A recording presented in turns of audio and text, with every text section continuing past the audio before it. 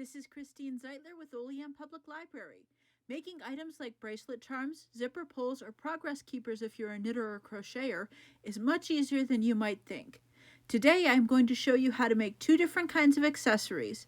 The supplies that I'm going to use are jump rings, metal charms, and two different kinds of clasps.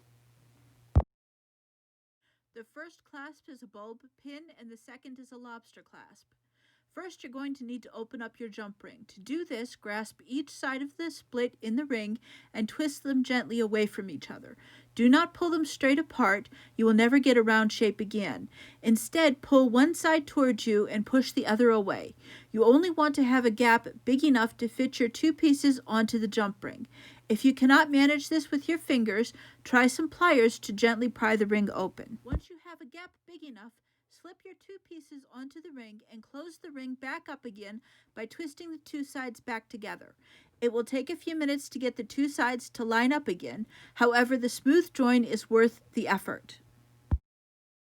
To put a charm onto a lobster clasp, the process is exactly the same. Open the jump ring, slip the two pieces onto the ring, and close the jump ring back up. You can experiment by putting beads on a clasp and so much more. I would love to see what you come up with on the Olean Public Library Facebook page.